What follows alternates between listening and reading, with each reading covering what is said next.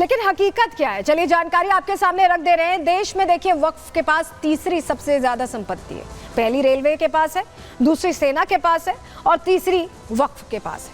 वक्फ board की संपत्ति देश में कितनी आपको बताएं, 8,54,509 संपत्तियां हैं। ये दर्ज है, हो सकता है इससे ज्यादा हो। वक्फ की संपत्ति 9.40 लाख एकड़ में फैली हुई, अंदाजा लगा पा रहे हैं आप। वक्फ की ज्यादातर संपत्तियां जिस पे दावे किए जाते हैं उनके कागजात नहीं होते, कोई पेपर्स नहीं है सपोर्टिंग। मौखिक दावे पर वक्फ बोर्ड कब्जा कर लेता है, क्योंकि इससे पहले तो कोई व्यवस्था ही नहीं थी कि कहीं अपनी बात भी रख पाए। अब तो अगर वक्फ बिल आ जाता है तो शायद आप कोर्ट जा पाए। उससे पहले तो ट्रिब्यूनल था, वक्फ बोर्ड ट्रिब्यूनल, उसी के सामने आप बात रख सकते थे और उसी का फैसला आखिरी हो जाता था। और यही दिक्कत है, ये सब चीजें बदली जा रही हैं अब ना, तो इसीलिए दिक्कत हो रही है। वक्फ कानून की वजह से कब्जा करना आसान रहा, जो मैं आपको बता रही हूँ कि ट्रिब्यूनल के सामने ही जा सकते थे, कोर्ट का तो रुख ही नहीं कर सकते थे, यानी सुनवाई कहीं नहीं थी। वक्फ बोर्ड की मनमानी से हजारों लोग पीड़ित हैं। बहुत से लोग हैं जिसकी संपत्ति पर यूं ही दावा कर दिया गया, वो परेशान होकर ट्रिब्यूनल के पास गए, लेकिन ट्रिब्यूनल में सुनवाई नहीं हुई और वक्फ बोर्ड की ही संपत्ति के लिए हाँ कर दी गई और ऐसे में वो लोग यूं ही देखते रह गए। अब ये बदलने की कोशिश की जा रही है तो दिक्कत हो रही है। दिक्कत होना लाजमी भी है, क्योंकि पारदर्शिता आएगी तो खुलासे होंगे। संपत्ति जो तीसरे नंबर पर है वो कहीं खिसक ना जाए, टेंशन इसी बात की है। इसी से जुड़ी रिपोर्ट पहले आपको दिखा रहे हैं।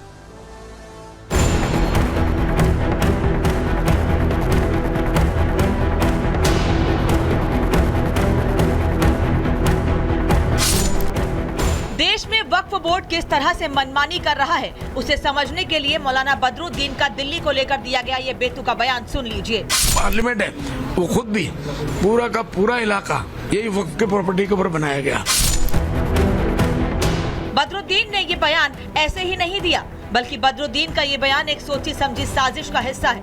बदरुद्दीन अच्छे से जानते हैं कि देश के करोड़ों लोग संसद को मंदिर मानते हैं, इससे उनकी आस्था जुड़ी हुई है, लेकिन इसके बावजूद संसद को वक्फ की संपत्ति बताना कितनी बड़ी हिमाकत है। वक्फ की प्रॉपर्टी का लिस्ट आज पूरी दुनिया में आ चुका है। पार्लियामेंट है, वो खुद भी पूरा का पूरा इलाका, वसंत विहार का पूरा इलाका, एयरपोर्ट तक, यहाँ तक के बहुत से लोग कहते हैं कि एयरपोर्ट भी यही वक्फ की प्रॉपर्टी के ऊपर बनाया गया।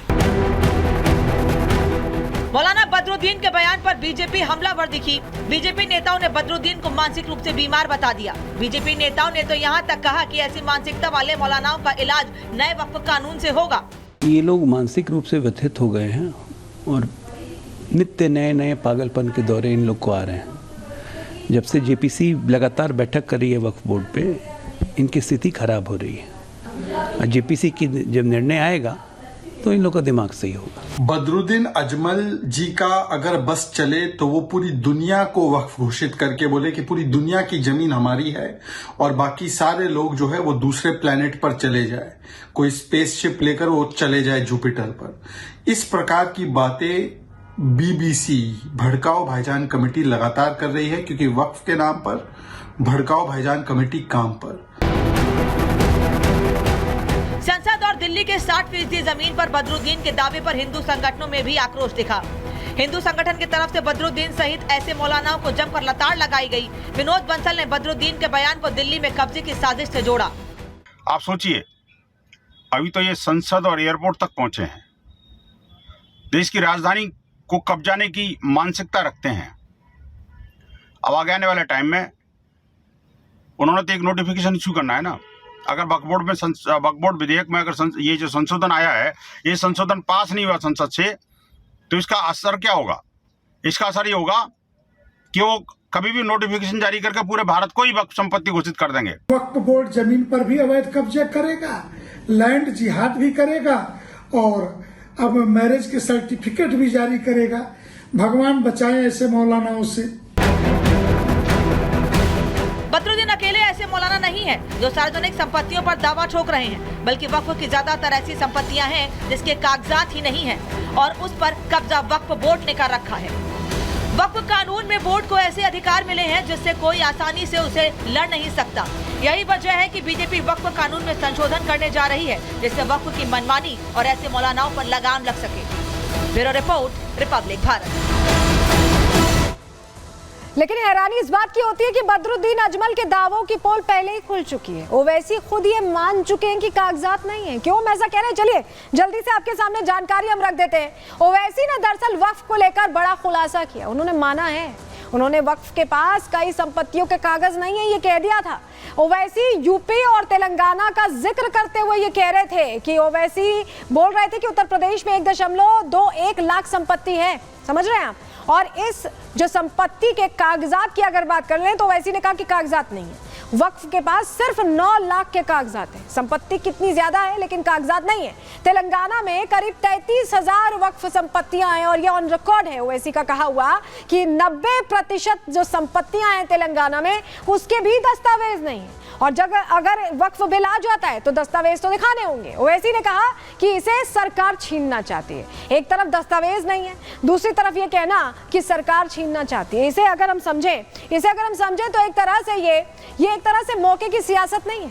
ये सिर्फ मुस्लिमों का एक तरह से नेता बनने की कोशिश नहीं है, जहां आप खुद मान भी रहे हैं कि कागज नहीं है और दूसरी तरफ ये भी कह रहे हैं कि सरकार छीनना चाहती है। इसका मतलब कि आप पारदर्शिता नहीं चाहते हैं। सुनिए ओवैसी क्या कह रहे हैं इस पर। ये अगर कानून बन जाएगा, उत्तर प्रदेश में 1,21,000 वक्फ की प्रॉपर्टीज है, 1,12,000 के पास कागज ही नहीं है। वक्फ का यूजर खत्म हो गया तो जायदादें कौन लेगा? वो जायदादें कौन लेगा बताओ? तुम्हारे पास लीगल उसके ऊपर इख्तियारी नहीं होगा, कोई भी घुस जाएगा। और ऐसा नहीं कि वक्फ बोर्ड की मनमानी पहले नहीं सामने आई, कई जगह सामने है। कहां सामने आई आपको बता रहे हैं। देखिए बिहार में पटना का एक गोविंदपुर गांव था जहां पूरे के पूरे गांव पर ही दावा ठोक दिया गया था वक्फ बोर्ड की तरफ से। लखनऊ में 3 गांव पर वक्फ ने दावा किया। केरल में कहा कोच्चि के 3 गांव पर।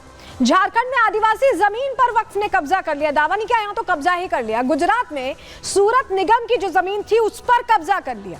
ये अलग अलग जगहों की कहानी है। तमिलनाडु में तिरुचि जिले के एक गांव पर दावा ठोक दिया। एक हिस्सा हो सकता है चलिए, लेकिन पूरे के पूरे गांव अलग अलग जगहों पर दावा ठोका गया। कहीं दावा ठोका गया तो कहीं कब्जा भी कर लिया गया। ये पूरा मामला सामने आया। चलिए अब आपको बताएं कि वक्फ की संपत्तियों में देखिए डर इसलिए खड़ा हो गया है कि डर ये है अब पारदर्शिता आएगी, दस्तावेज नहीं दिखाए जाएंगे तो पकड़े जाएंगे, ये डर है। क्यों हम ऐसा कह रहे हैं चलिए जानकारी आपको दे देते हैं।